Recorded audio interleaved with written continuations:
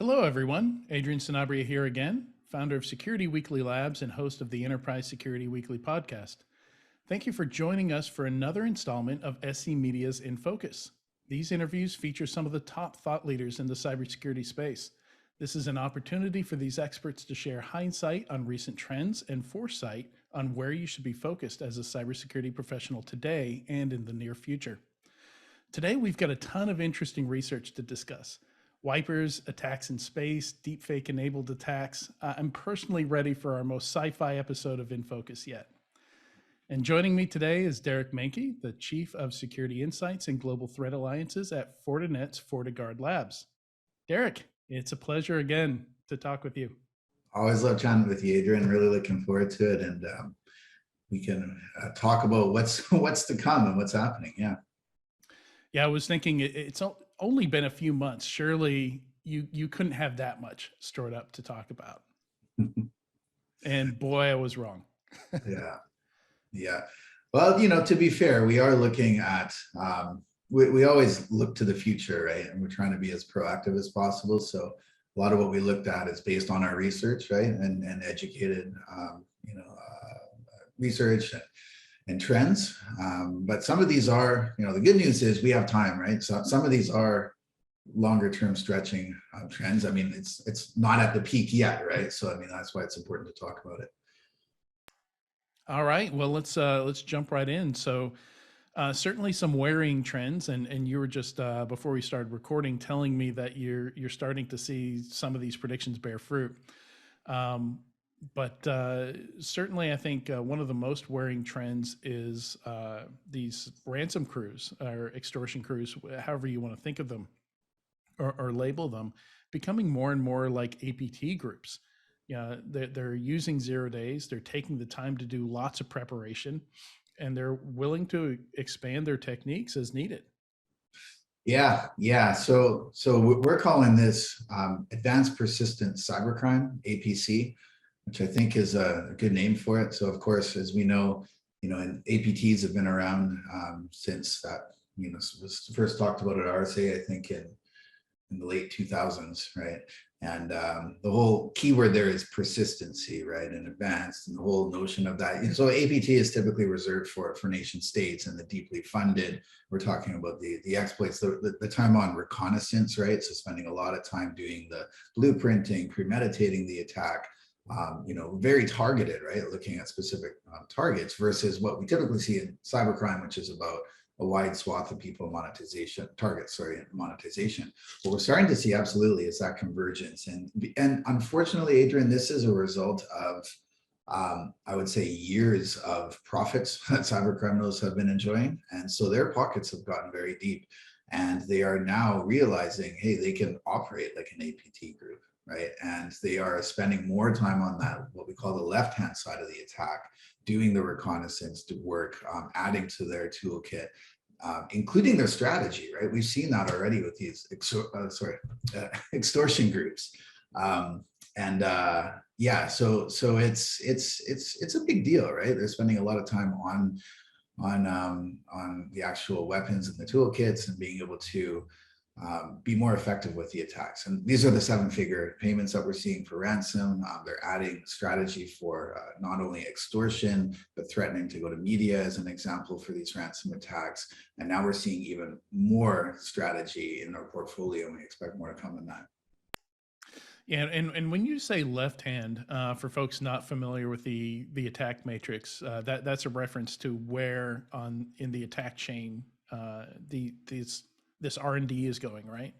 Yeah, definitely. So what we're seeing there on the left-hand side is more exactly right. If we look at the kill chain, or even in more detail, the MITRE attack matrix, we're seeing more time spent on the TTPs there, right? The techniques, the tactics. And included in that is if we talk about tactics, we've seen the rise of extortion. It's not just about data being the currency now, right? They're going after revenue streams, business targets.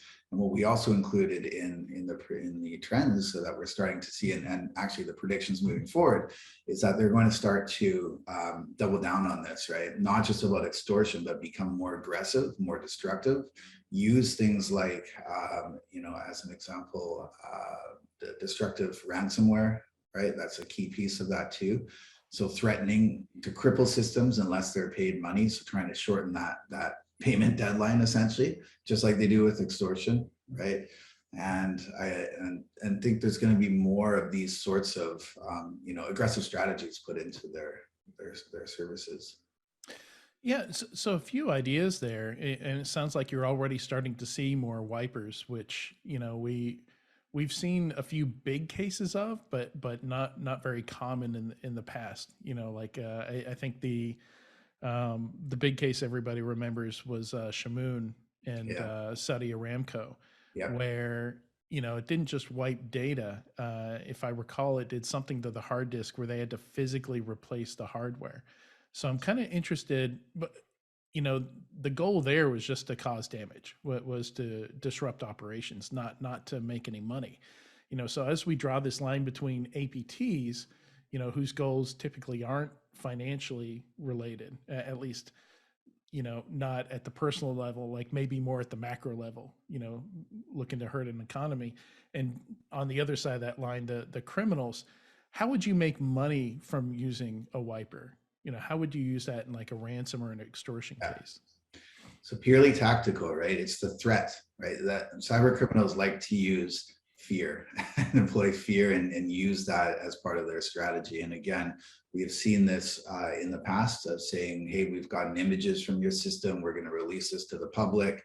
The extortion, double extortion schemes, that's a threat in order to entice the victim to pay. The other threat, of course, in the past, and what we still see today is cold hard dollars, right? And seeing revenue just bleeding out the door when these systems are down. And they know that. They actually put that in these chat channels when they engage with the victims, saying that they know how much money they're losing. Wow. And for a ransom payment of less than that, they can get access to their systems back. So when it comes to the destructive ransomware, what I'm expecting is that they're going to put that into that strategy as well. So not wiping out the system right away and crippling it because the damage is already done, but putting logic bombs into it. And we've seen this with APTs before. Like if we go back to, you mentioned Shamoon, but like Dark Soul was another one in 2013, I believe.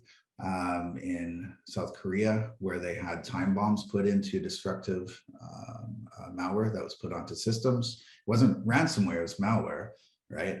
But also we saw that at the Olympics too. Recently, we did a blog about new wiper in malware. Japan. Yeah, in Japan earlier this year. And again, those aren't monetized, not monetization focused, but marry the two together, absolutely it is, right? Where you have these these ticking time bombs that are put into systems and saying, unless you pay, we have a foothold in these systems and we're going to cripple them, right? I fully expect that. The other thing too, I think we're going to see with that threat is DDoS as an example too, right? Putting that into the strategy, being able to effectively take those systems down to show that they mean business too.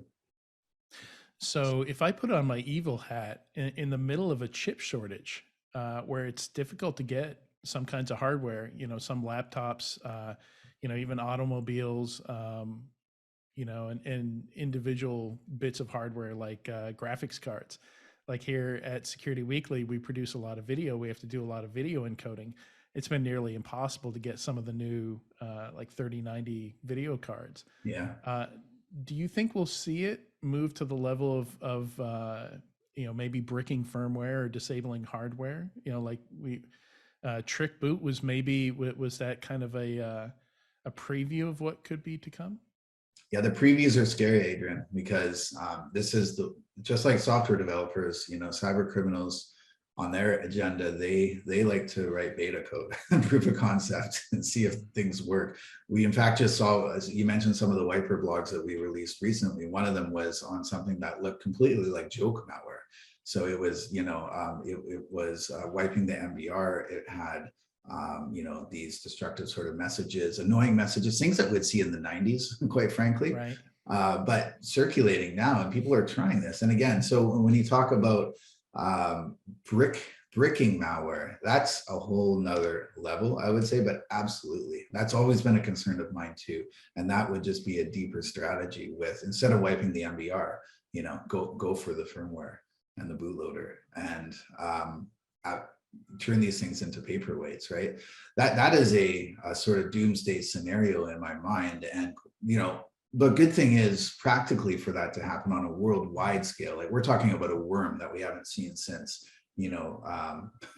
look at Code Red and all these things that had majority of the internet at their grasp back in, again, like 20 years ago.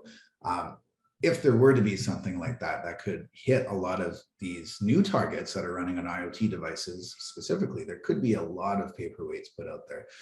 Thankfully, there are, the attack surface is a lot larger now, so that does add complication to attackers, but not to say it's impossible, right? Yeah, Code Red and NIMDA were my first experiences with malware in my career. That was the first year of my really first career job, and I was running around the server room trying to remediate NT4 servers. Yeah. And I remember us saying back then, or, talking about what it was doing and thinking, man, imagine if this just aimed to do damage.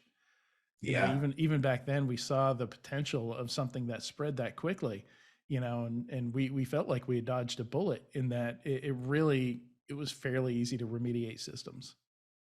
Yeah, absolutely. And so now we see the cyber criminals. Again, this is that advanced persistent cybercrime. If you look at their toolkit, they literally have everything, right? From the way to penetrate systems to the way to actually develop persistent code that still is quite stealthy in nature, trying to evade security defenses, as an example. They have ways to expand their targets, right? Because they're writing code not just for Windows anymore, but we're seeing new malware variants on Mac OS, on Linux particularly, and even the WSL, which is the Windows Subsystem for Linux. They're really starting to diversify, I would say, the support they have for these platforms, so they can again try to capitalize on that attack surface. Yeah, so since you mentioned WSL, let's go there because I've actually had a lot of advisory calls with enterprises where they're concerned about how do we secure WSL, because now it's like a system within a system that we have to worry about here. With WSL1, your AV, for example, could scan and see the file system because it just sat there on the Windows file system.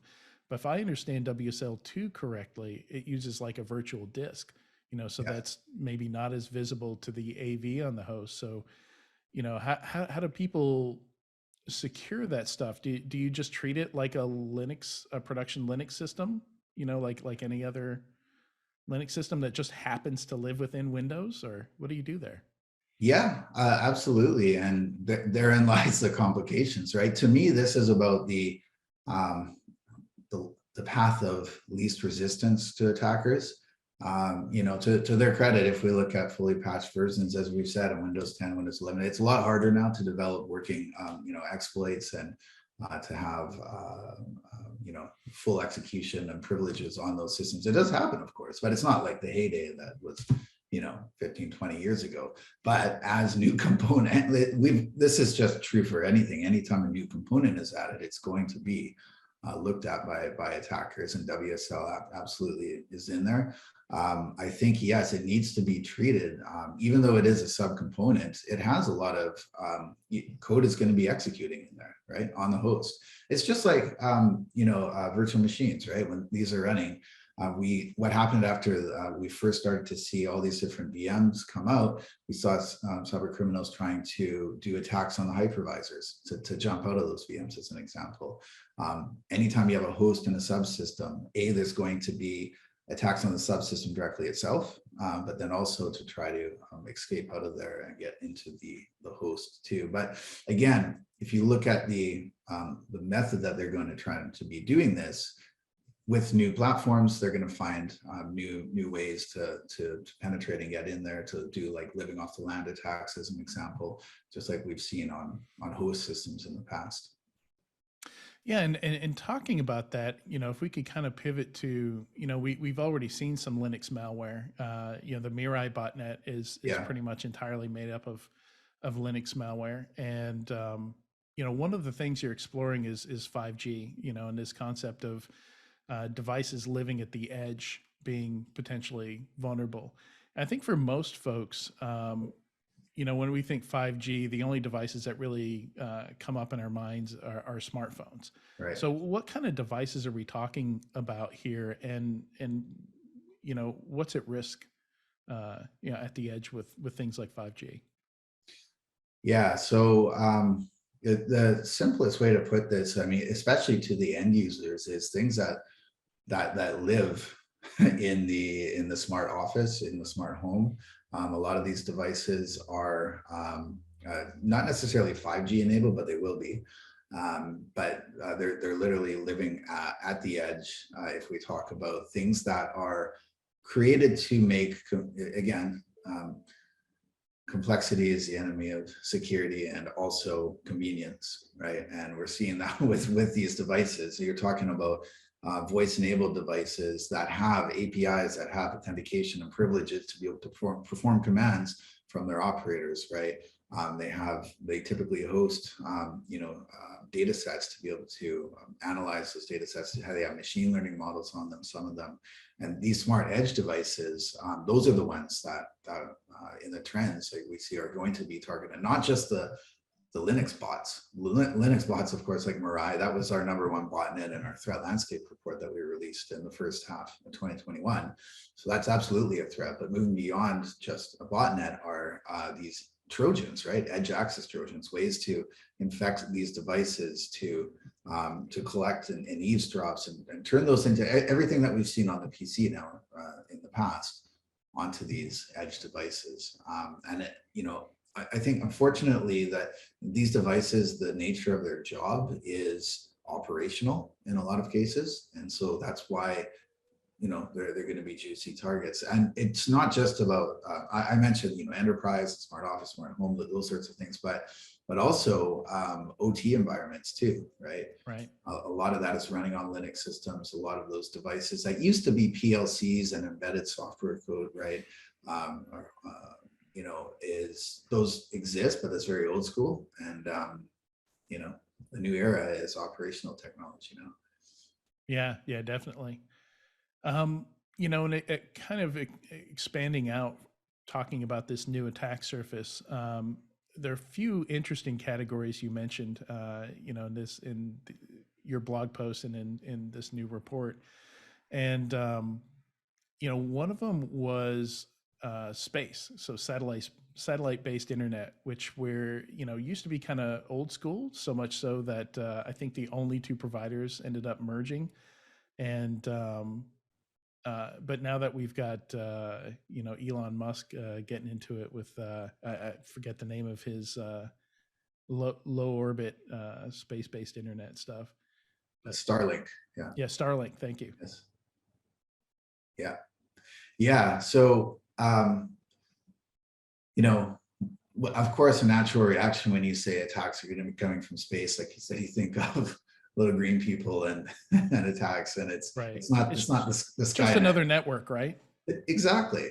Yeah, but that's a big problem also when we think about security, right? Because effectively now, so first of all, I think there's already 3,000 of these LEOs, low Earth orbit satellites, and it's not just Starlink. There's at least 4 or 5 other providers now. It's going to be more. It's going to be a very competitive space. There is Starlink alone is planning to launch over 30,000 of these LEOs, and so when we look at, again, thinking in the eyes of an attacker, what's the most practical method? Yes, you could theoretically go after the SATCOM itself, right? Like the actual satellites, the way they're relaying communications, the protocols. That's heavy work, right? I mean, yes, we might see some exploits and attacks on those, but it's less likely, right? I think the more likely thing is, just as you said, these are networks. This is literally the edge pushing out into space. And the way that these work, quite simply, is just a base station, a ground station, which is, big dish that's hooked up to these satellites and sending data from point A to point, to the satellite to point B. So the satellite's just in the middle position of these, right? And so, but the point is that it's another backbone, right? That the threats are flowing through this route. More importantly, things that had no connection before will now be connected, right? Especially if we talk about OT again, and a lot of these substations that are out in the field that just weren't hooked up. You used to, we still do today, but if you think of a field engineer, they'd have to go to these things that would have no communication and physically plug in with like a serial cable to a terminal, an RTU, we call it, remote terminal. On a tower, right? or something like that, right? Right. Yeah, but that's the whole point. It's just going to be more convergence again, more connectivity. That's a big problem in itself. That's just literally the attack surface growing there. And bringing it back in from outer space, a little closer to home, let's wrap up with a few words about digital wallets. Yeah. And some of the threats there. Yeah, sure. So this is literally from everything we talk from space, zooming in, right, into the application layer and home. And this is very concerning. And what we're starting to see already, again, we had a recent blog post on this, but I fully expect a lot of activity next year on this, is targeting digital crypto wallets. And the reason is because if you think about it, what were we talking about? What was one of the things we talked about 10 years ago? Online banking Trojans. We had so many detections for online banking Trojans. That was the thing they were trying to, like, if you remember Zeus, that was a very popular one, right? That was like the king of all of them back then. And then came two-factor authentication. Some banks weren't doing it. Some banks rolled it out. There was Zitmo created, which was Zeus in the mobile. So they were trying to intercept the two-factor authentication codes on SMS, on phones. We actually still see that today. But a lot of security layers were put in by the financial institutions, from 2FA to multi-factor authentication, all this stuff. And anti-money laundering laws, like less than $10,000, sorry, over the 10K would have to be flagged. So a lot of pain to cyber criminals now. And the easier way, because there's a lot of funds flowing on crypto, like we see in the ransom demands, is to go after the wallets and hijack them.